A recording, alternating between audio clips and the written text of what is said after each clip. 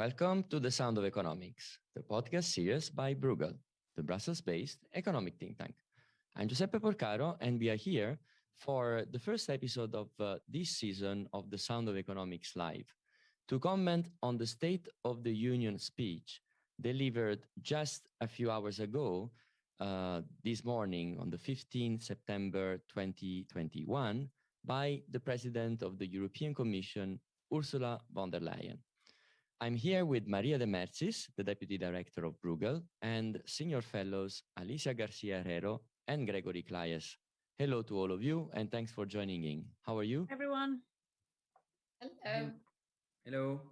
And thanks a lot to our listeners as well, who can also join our conversation by asking questions on Slido using the hashtag union. And the website is sly.do, Slido. The speech this year, the speech of Ursula von der Leyen, was slightly shorter than last time.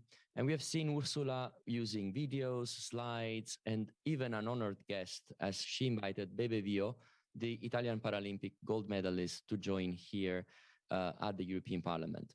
But beside the form, the speech was covering a wide range of topics and policies, which we will try to unpack here, or at least to give a first commentary.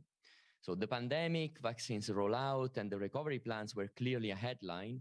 But before going into the specifics, I would like to ask you, what is your first general impression of the speech? Maybe starting with Maria. Oh yeah, thanks very much, Giuseppe, and great to see Alicia again. Yeah, I think it's interesting you say that you thought it was, well, I mean, you can measure whether it was shorter or longer, but it felt long. I personally thought it was actually quite long. And probably I felt that because there was just so much packed into it. There's just so much to comment on. It was something for everyone. And you know, that is always entailing a trade-off for you when you pack in quite so much in it. It means that you cover a huge array of topics, which is of course important because there isn't just one issue, there are many issues. But then you might actually lose kind of either the big picture or indeed what's really important here. I think so. That's basically my first impression. I would perhaps say one more thing. I think it started very strong. And I will explain why I think, maybe as we talk about the different stories, why I think it started very strong and kind of lost tempo, I think, towards the end. But I think the beginning was very, very strong. Thank you, Maria. Alicia, your first impressions. Well, I quite agree with Maria. I think I was reviewing the notes from last year. And just to compare, and the tone last year was like ground tone, you know, like our basically social capital model, all of these things about, you know, big themes. And probably it was too much last year. In fact, we made this comment last year that maybe there was a lot of ground theme, but not substance. This time around, I think he basically our president made a list. Probably, you know, quite detailed list, but in a way without a narrative. I found one narrative which I really like, which was this idea that we got together, comparing with the previous crisis, which is fine, but I would have pushed that further. I mean, we got together, but what else? We have now the momentum.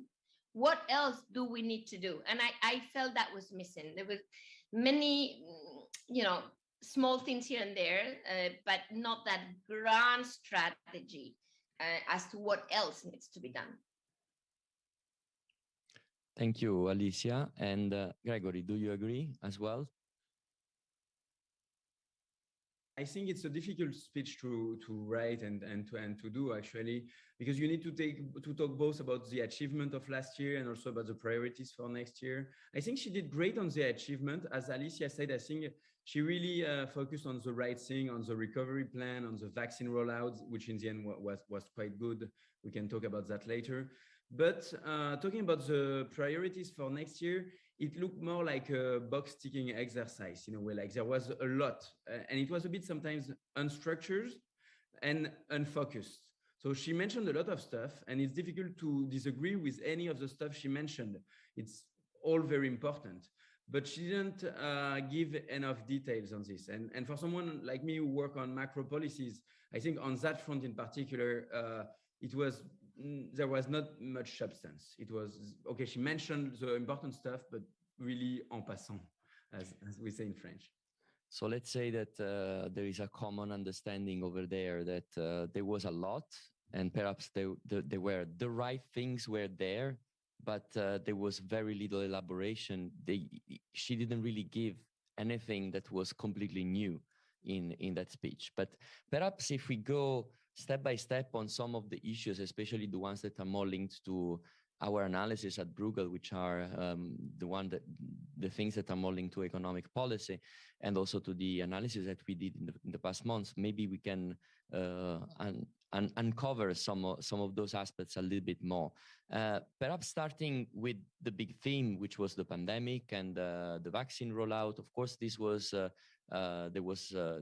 perhaps the part that was better crafted, as you just said, because it was the big achievements of the vaccines rollout, especially now after the summer, in terms of the numbers that we have comparing to the rest of the world. So this gave the possibility to her to really give a boost as well of the tone on the beginning of the speech. I don't know what kind of more specific reflections we could make on this first part, Maria.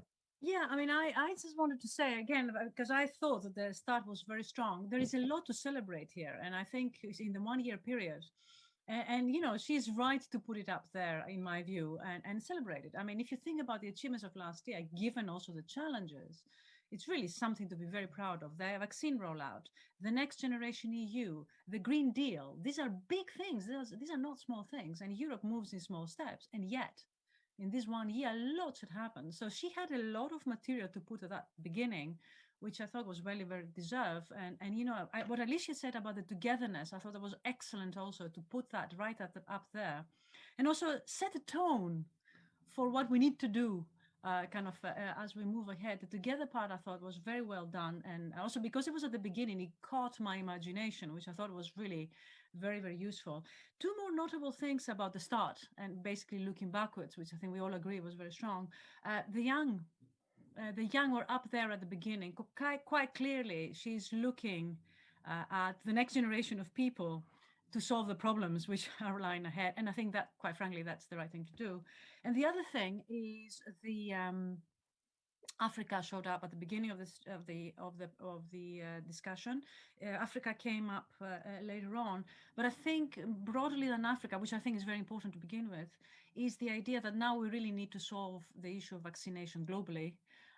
And she was very proud to say that Europe had done its bit to help in this context, but that really is now number one priority as we move forward. So I thought all of these elements were the right elements for celebrating what has happened in the past and setting the tone for the future. Thank you, Maria. Alicia. Yes, I like to add on this issue of the global challenges and the order of discussion on the vaccine front. So basically, quite interesting to me to see that first she mentions the global challenge and what we are doing about it, and then next to continue with our own vaccination drive, and then the health union as kind of a consequence. But if you think about it, this would be a very different order anywhere else in the world. Yeah, I mean, we could argue that this is the case because we've done so well on vaccination in Europe. But, somehow I felt that the whole thing could have been organized better. So basically, yes, we are major producers and exporters. So on the one hand, because there's two things here: donation, exports, what we've kept, why. justified, because we tend to forget Europe was heavily criticized because of this. So if she had made a point first, why did we do it? Now we are ready. Now we are ready for the rest of the world.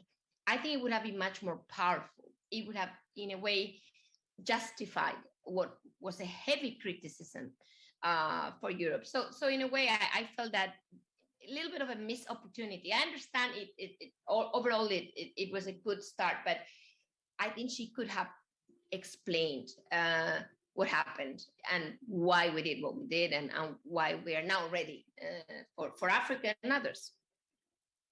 But I think if I may, I think on the vaccines, I think she did the right thing, and she really showed that we as Europeans did the right thing, because as Alicia said, there was a lot of criticism at the beginning of the year towards the Commission. There was a lot of difficulties in the beginning of the rollout, and there was a lot of controversy also on the different paths that Europe was taking from the US, because the US was basically deciding not to export anything, not to donate anything, and to vaccinate its population first, while we decided that we would try to do both at the same time. And at the beginning, it seemed like a very risky bet. And really, myself personally, I was a bit worried about this. But in the end, it worked well. And we are now more vaccinated than the US, more vaccinated than the UK. And at the same time, we managed to export, as she said, half of the doses. Now we are donating a lot of doses. So in the end, Europe did very well on this. So it was good for her to show that. It was a bit of a revenge, I guess, on her part. And it made sense to really focus on that.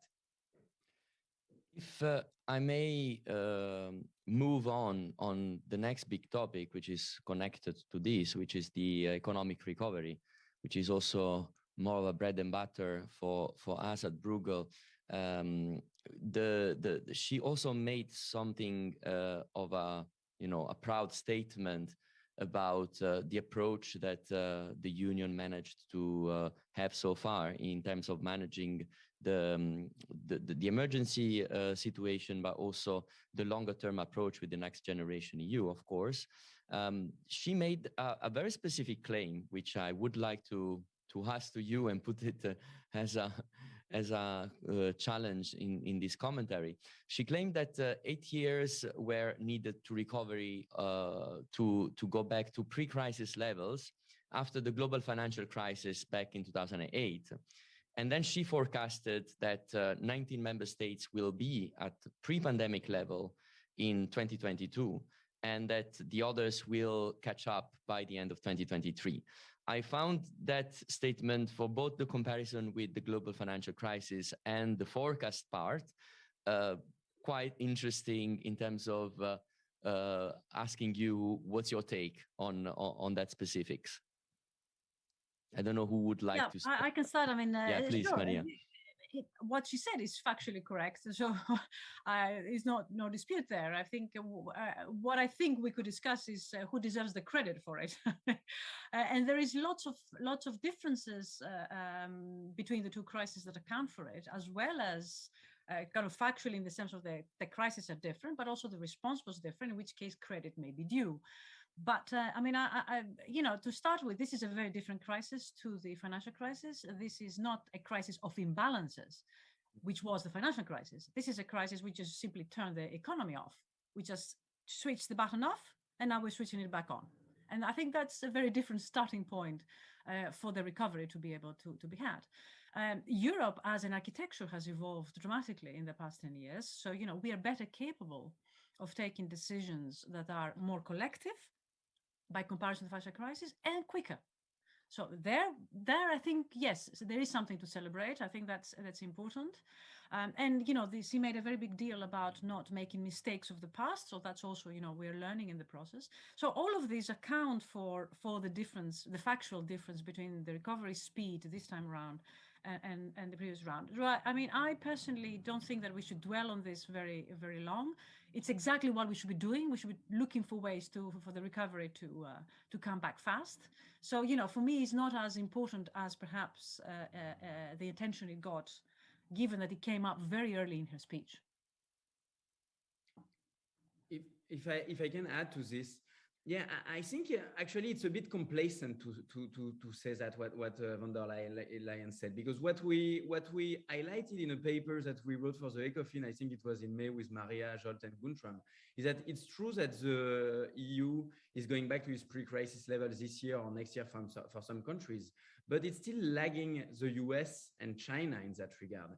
The US is already above its pre-crisis level and is going to be even above the pre-crisis trend. So actually the forecasts of today are better for the US than they were before the crisis. And it's not the case for the EU. So as long as the forecast, as long as you are looking at the forecast for 2022, 23, we will still be below the trend we had before the crisis. So we still lose from the crisis. So I think we shouldn't be complacent about that. So I think it was a bit too much what she did by claiming victory and comparing it to the previous crisis. Alicia, your take? Yes, quite agree. I think, I mean, again, what I said at the very beginning is that, yes, of course, thanks God we didn't repeat what we did then. I mean, like you know, I mean, for me, and we had this discussion before, what was shocking, and if I may say, is that we still really put on paper that we thought then that we had actually overcome a crisis that was so obvious to everybody. Yeah, I mean, and Maria, you know, given you know your origin, I'm sure you realize how short-sighted the whole thing was. So putting that as a benchmark is quite something, because it was so bad, let's face it. And therefore, I think, you know, okay, once you say that, I think you probably would say, okay, we were smart enough to realize that wasn't the way, and we've done all of this, but lots of other things are yet to be done, because if not, we basically think we're done with and as you said, we've recovered the pre-crisis levels, but that's not going to ensure sustainable growth in Europe. We have to do so many more things to get there. And I think that part, in my view, was missing. So I do agree it was a bit complacent. Well, thank you. I have to say that after this big moment at the beginning that flowed quite, you know, seamless between the analysis of the pandemic, the response, the vaccines, and the economic growth and recovery, then she started a little bit of a tick boxing exercise that you've been mentioning before. But some of these tick boxing exercises is definitely interesting to go through. For instance, one of the big headlines of that section of the speech was definitely the announcement on semiconductors and semiconductor strategy, which has implication for many aspects when it comes to global value chains, but also about I mean, in her wording, about the autonomy, strategic autonomy of the continent. So perhaps as well, not to follow the same pace of the speech, but somehow to give a glimpse on each of these themes, I would like to ask a commentary on that point. What can we say? Because that seemed to be one of the few announcements of a big strategy ahead for the EU. Yeah, if I may say something on this, yes, I think you're right to pick on this issue, because I think that's perhaps one of the most interesting things in this. What I also totally agree is a box ticking exercise. The semiconductors is important. It was actually used in the context of what she named as tech sovereignty, which is part of the bigger discussion on the sovereignty that we have in the EU. But I think putting it in that context was actually quite powerful, because it links, it links, as far as I'm concerned, to economic issues which are crucial. And you know, the issue of the semiconductors right now is that we are very vulnerable as we don't produce them. And that, of course, blocks our ability to sort of, produce. So the fact that we need to think about the semiconductor industry in a way that is going to robustify our production process, is a very nice way and effective way, in my view, of putting the subject on the table. So, and then she announced the European chip plan on creating and what she called an ecosystem. I think this is very important. It squares very nicely with the objectives of the Next Generation EU Fund, which is the digital aspect of it. You know, what do we invest in the future? And quite frankly, it is one way of robustifying the European economy. So I think that's very good news. And it's one takeaway message that I think is a very positive one. But how realistic it is, and I'm looking at Alicia, especially from her observatory in Asia, how realistic it is that Europe can catch up globally on this? Well, I quite agree that with Maria that we will only know if we try. Number one, I mean, we do have to do something about this. I think I mean, just think about it. Yeah, we are in essence the largest exporter in the world as a region. But the type of products that are increasingly going to be exported are no longer, you know, the ones we're able to produce. So you know, in a nutshell, unless you give up on that and you become a service economy and you do all of those changes that might not be, frankly speaking, great for productivity based on what has happened elsewhere, you need to do something about this. And I think we're not the only ones. Yeah, I mean, everybody on Earth or every major economy on Earth has a plan to deal with the semiconductor shortage. Most importantly, the falling behind in the technology, especially as regards foundries and fabs, and this is part of the proposal.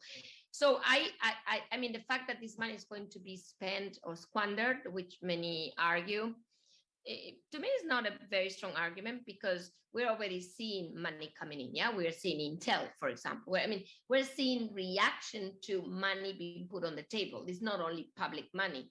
So I do think this is a strategy. I mean, I can't judge whether it could have been designed better, but the essence of it, I do think it's something we should do. However, I think to me, she makes a little bit of a confusion, or at least to me, of what digital sovereignty versus tech sovereignty is about. Yeah, I mean, investment in digital is all about basically the government be more digital, public be more digital, companies be more digital, industrial digitalization, all of these things. Yeah, but a very different thing is basically your ability to be economically independent. And we could talk about, you know, all of the concepts that she doesn't mention very strongly this time around, which is a contradiction, if you see what I mean.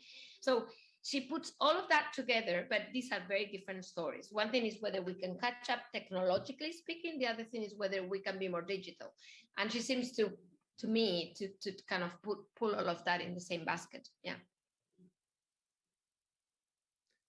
Thank you. I don't know if Gregory has some points to add. Very quickly, no, I think it was very good to touch on that point, because it's a very timely topic. However, it's always difficult to know what will be in that European Chip Act and what it will do to really make this ecosystem emerge. Because actually there have been plans like this in Europe and in different countries of Europe for the last 20 years, and nothing happened. So we cannot judge now if it's going to work or not. I saw that actually Thierry Breton just published a blog post after the speech where he tried to explain how, on which point the EU should focus. And I think there is a strong focus on research. I think focusing on research and financing of research is a good idea, actually. And that's the best that the EU can do. And there can be also some good synergies with NGU. So that could be good. So next box of Ursula was the European economic governance, the fiscal rules, which is, you know, the big elephant in the room for many in the debate around economic policy at the moment. And I have actually a question from one of our listeners, Sarah, on this.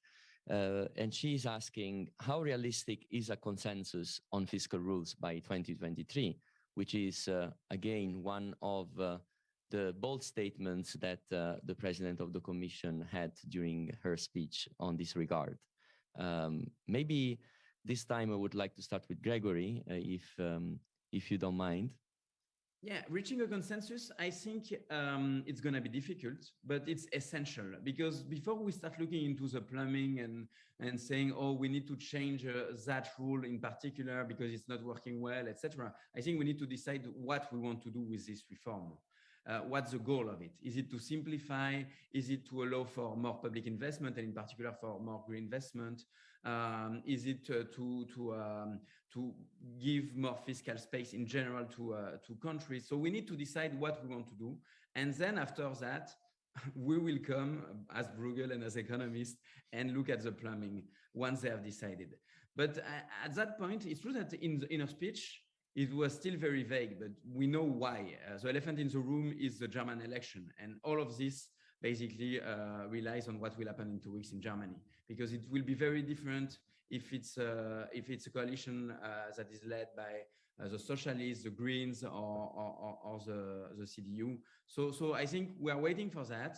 Once there is a coalition in Germany, then they will have a position, and then we can try to reach a consensus. But before that, it's difficult. So let's wait for having someone at the helm in Germany, and after that we reach a consensus, and after that we'll look at the plumbing. Any further comments from Alicia and Maria? Yeah, just a very quick comment from me on. I think she gave the subject. I mean, you know, in terms of kind of the importance she gave to the subject, it was just one line, as Gregory says, on passing, right? So this is just actually an acknowledgement of the fact, saying, listen, I know this is a big debate. I know it's coming. We need to agree. Let me say something else, because I mean, you know, what else could she say, given, of course, the uncertainties that that Gregory discussed. So I think, you know, I would have liked to have her hear a little bit more, but actually there wasn't much more to say on the subject other than this is one big fight and we're going to have it. Indeed, I completely agree with you on this. Next point I wanted to touch, Maria, you mentioned it at the beginning about youth that was used many times, and there was an acknowledgement about the challenges of the younger generation during the pandemic, but also some further announcement regarding a new program for the NEET, the people not in education, neither on training. In that specific case, she announced the name, which is Alma, something similar to what we can imagine at the moment, something similar to the Leonardo part of the Erasmus Plus, which is already currently providing placements for professional vocational training within the EU. What to make out of this? I mean, of course, it came back several times so it's more of a cross-cutting point rather than a specific one. Maria. Yeah, indeed. I actually think she gave the speech was very much forward-looking in this respect. So the young need to be looked after, because the young suffer, the young have to solve the problems. I was very impressed by this project Alma. Alicia, correct me if I'm wrong, but Alma means soul, right? Doesn't it, Alma? In Spanish or in Latin? In Spanish, it means soul, doesn't it? I think so. Yes, it does, right? And actually remember the first metaphor she used at the beginning of her speech, Europe needs a soul. I thought it's like a little bit of poetic things coming into the speech. Look, I mean, it was actually, the reason why I'm impressed is because, you know, if you think of one program that has been very successful in Europe, that was Erasmus. And that is actually something that we should emulate. And the fact that they're now trying to do this on the professional side, for me, this is what low-hanging fruit. It ticks all the right boxes in terms of who it benefits, and it is forward-looking, and it's a non-brainer. So very happy to hear about that. Very well, very well. Something else about the youth side of the speech that either Gregory or Alicia would like to add on this? I mean, I think the plan is good, but and this brings me to her call on the single market, as if it were perfect. This is the very same thing. I mean, we can start pushing mobility anytime, the sooner the better. But there's one thing we need to do beyond pushing mobility is that to make sure that there's a single market labor-wise. I mean, for the vocational training. So in a way, she avoids in this speech, in my opinion, the big questions. And this is one. I mean, you put a little bit of a patch there, and you find a few funds here and there to move people around. But what if their titles are not fully? I mean, some are, some really aren't, and we know that. We know for a fact that there is still a lot of barriers. So again, I would have preferred acknowledging. I don't mean solving the big issues remaining at hand, the big challenges we still have to create a single market, to blah, blah, blah. And then say, okay, for the time being, this is what we're going to do. And then we hope to move forward, because it lacks the context of where we are. For me, this is like, again, one thing, but where are we? That's my comment. And it's true that if you want to create a single market for labor, you will have to do more than these tiny programs like Alma. Even if, okay, it's encouraging to do that, it might be good. It might help some people that were not included in Erasmus to feel more European. So that's good from a cultural perspective. But still, if you want to create a single market for labor, you need to reduce the heterogeneity, for instance, of pension system, of social security in general, of unemployment. All of these are very different, and having a career in different EU countries is still very complex. And I guess all of us here in this can note that we have no clue what our pension will be. So it's not a single market. Yeah, that's right. Yeah, no, indeed. Moving on to another box, and a big one, I would say, which is climate. She spent quite some time on this, rightly so, very important and urgent part of the EU policies, of course, connecting it on the Green Deal, but also it was linked to more a global stance of Europe, and she mentioned China, and she mentioned COP26 for obvious reasons. And as well here, I mean, if I might say, I didn't feel that she made any kind of new announcements or any new things. I guess that it's quite hard to comment on substance over there, because there was more of like a reiteration of commitments which were made earlier on with Fit for 55 and the other commitments which were already done and which we commented already at Bruegel. But perhaps still it's worth to have a very short round on that part, and especially for Alicia, if I might ask her the first place, because she clearly mentioned the 30-60 targets that China had set up, and she clearly mentioned them in the speech. So it was something that caught my attention, and I would like to ask your take on this. Yes, not only does she mention that, but she also very subtly, superstitiously, or I can't even pronounce that word, but very, very, in a very cunning way, just says we're doing our work, but something like not everybody is. I mean, in a much nicer way, but she does say that. And I think that's quite something. I like that part, in the sense that, yes, I mean, if anywhere you go in the world, if there's anything for which Europe really stands out, I mean, frankly speaking, this is climate, and people are increasingly aware of a much stronger resolve from Europe as opposed to Asia or even the US.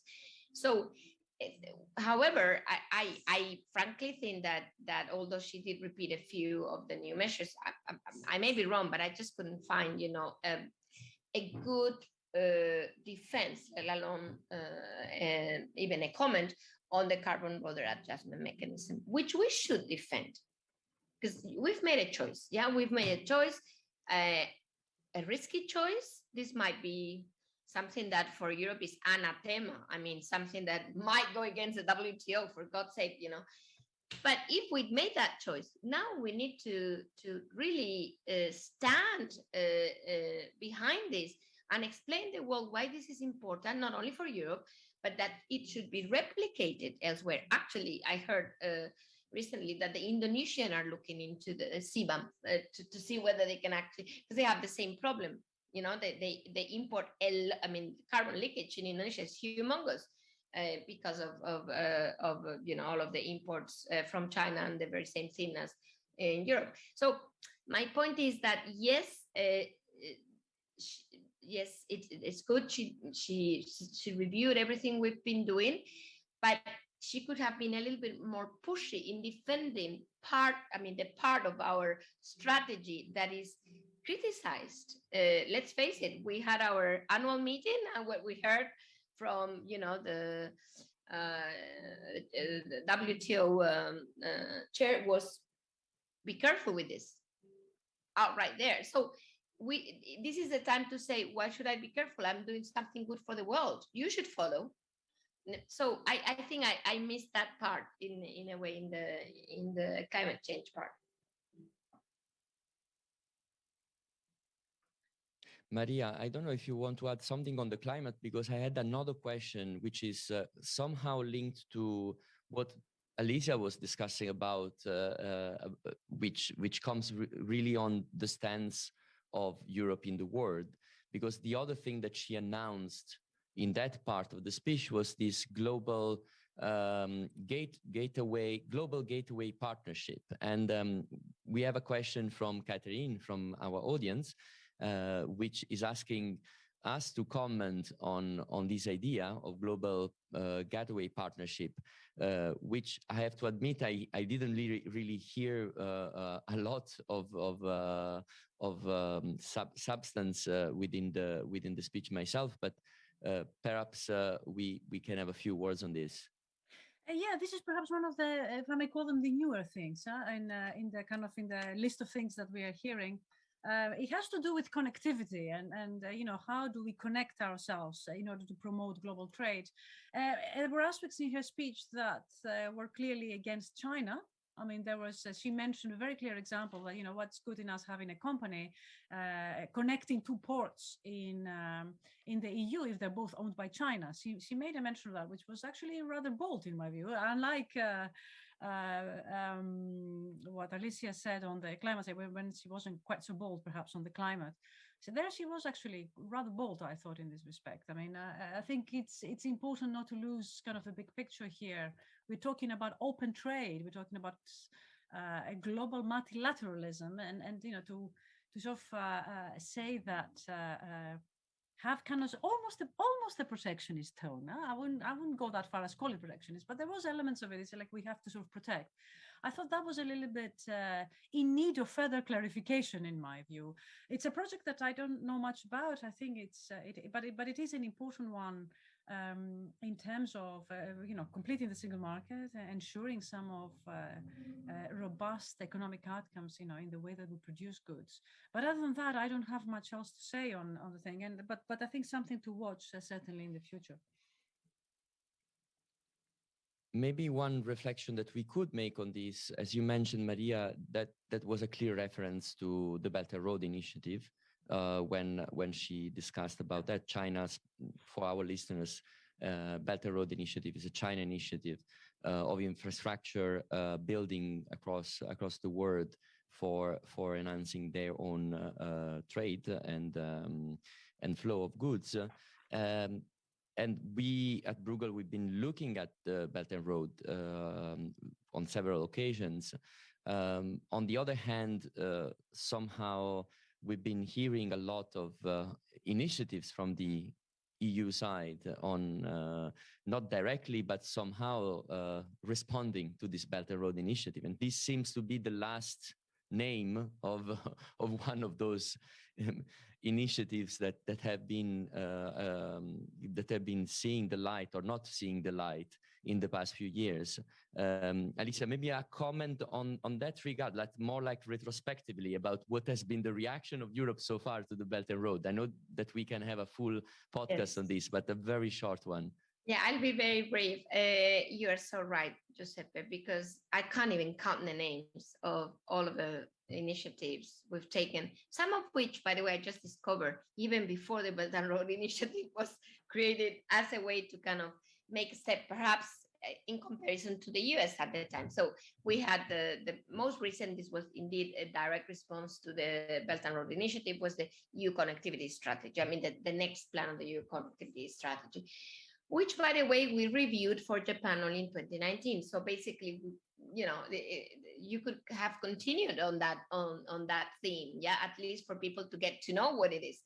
Not only that, I have to say that as recently as June, we had the G7 meeting in which the Build Back Better World, B3W. I don't know who came up with this acronym because it's impossible to remember, but this B3 world was something that quite a few European countries supported only in June. So why aren't we kind of going this route and we're creating our own initiative, which by the way existed already? This is what I was saying. I mean, this is the Global Getaway initiative. Fine, there was the EU Getaway program since 1990 for Europe to get closer to Asian countries. And it's been 30 years. Nobody knows about this, to be frank. I was just reading, like the usual pamphlet. It created 5,000 works. I mean, jobs. I mean, like this initiative risks being a little bit of that one. I mean, something that nobody will remember in the next State of the Union. And I think that's a missed opportunity because we lose credibility.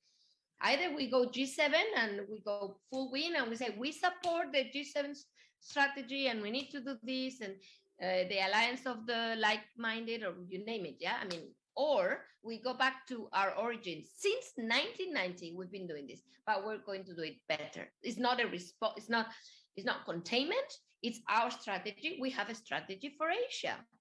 We are a big economy. We do have to have a strategy for Asia. So, I felt it. If you want to contain, then go to the G7 story. Don't create a new one 3 months later. So I just felt, gosh, I mean, and again, something you've not even talked about. It's like a balloon, yeah? You throw the balloon, you hope it will fly, but it's just a balloon. I didn't like this one. Thank you, Alicia. On this, we are clearly on foreign policy territory, on the external action of the EU, and the whole final part of the speech was pretty much dedicated to that, with quite a big time spent on foreign policy, on Afghanistan, on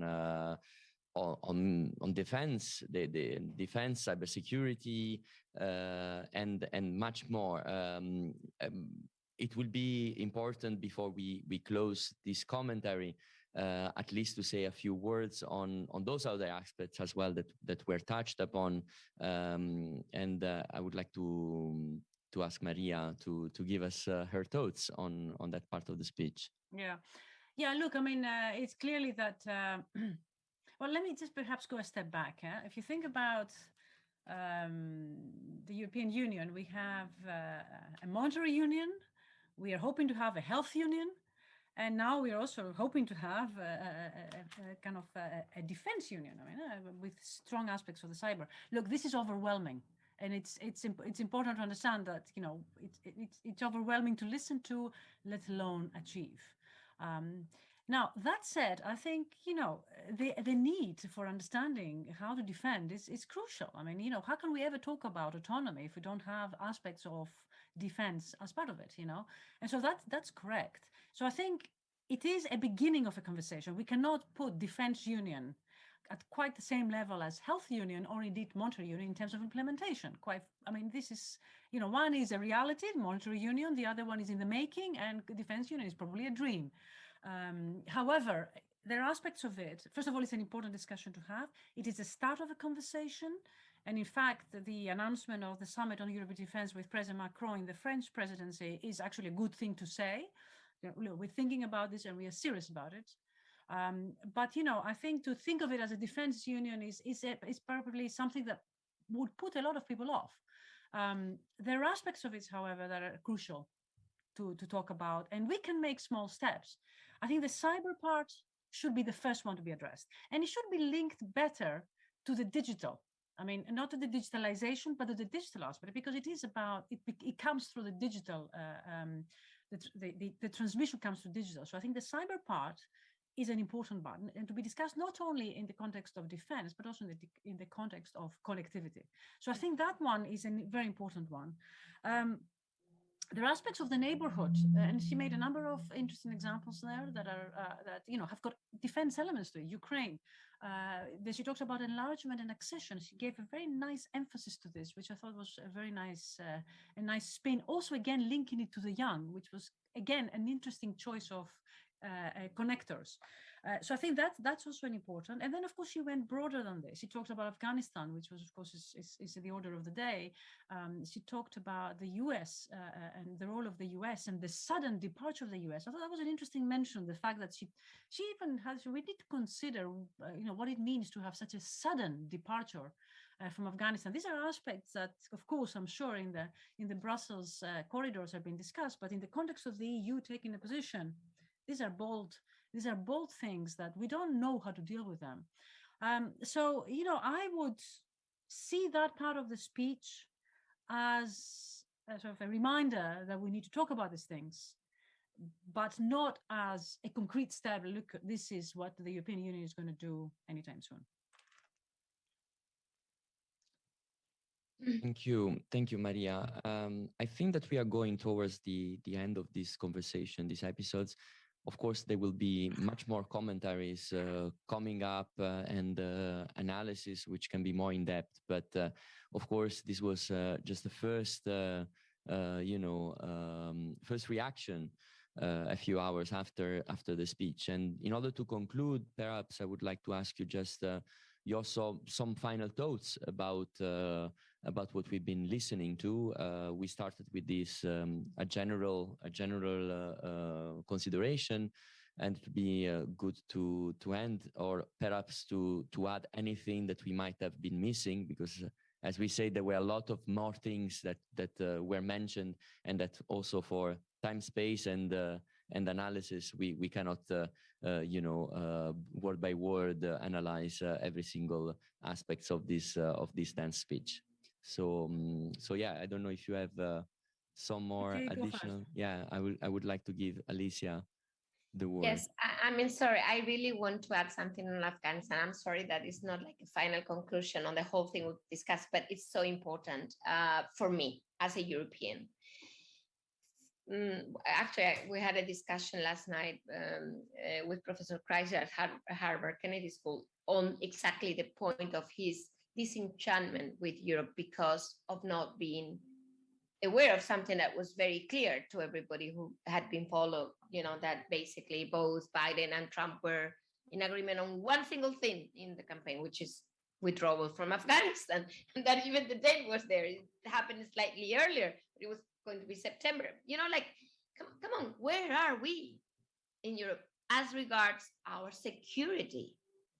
We sometimes say that we've offshored so many things and we've not developed the semiconductor industry. What a problem! We need a chip act, because we have literally given away our security today. We basically said we rely on you, we forget about it. It is really dramatic to me to understand as a European that we're on our own, frankly, and that we've not yet even made any major movement. I still remember when we announced PESCO.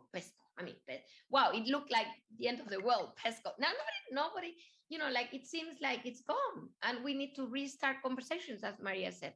Excuse me. I mean, as a European, I don't feel protected. I should tell the president that it's nice to have all of these things, but frankly speaking, I want to be protected. So Europeans should start asking, people should start asking, what are you doing about my security in this world, where with Russia right there, with and a very, frankly speaking, much more put it this way, an emerging, let's use this way, China with what it takes, I mean, where are we? And with the US basically, leaving anything that it has in its hands with our help, by the way. So where are we? So my final word, Giuseppe, is that this should now come to the people. Isn't this the Europe of the people? People want protection. I think people are scared about what's happening.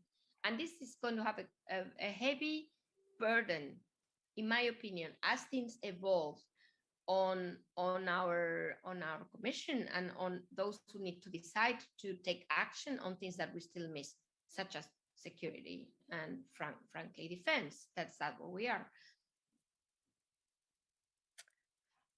Maybe I can add a couple of final thoughts. I mean, look, the issue of security, of course, is so important, but it's so closely also linked to identity and sovereignty. And these are not things that you can change or you can move on in sort of big leaps. I mean, it requires cultural adaptations that I think cannot happen from one day to the next. But I think, Alicia is right in saying that the citizens would, it needs to come to the level of the citizen. Most things do, but this one is so essential that, if the citizen is what they want, we need to react to that. Since we're talking about a presidential speech, I like to perhaps mention also the two things that were there and very welcome. And this is the issue of human rights, forced labor, women, and the violence against women. I think these were very important aspects. They were there. They're very much appreciated. And, if they hadn't been there, they would have been very much missed. Thank you. Thank you. And on this note, I would say that unfortunately, we have to close this conversation. And I would like to thank both of you, Alicia and Maria, and also Gregory, that had to leave a little bit earlier. And as usual, I would like to remind our listeners that they can read in open access all the analysis by our scholars on our website, www.bruegel.org. And I would like to thank everyone for joining the Sound of Economics. And until next time, bye-bye. Thank you. Bye-bye. Thank you. Bye-bye.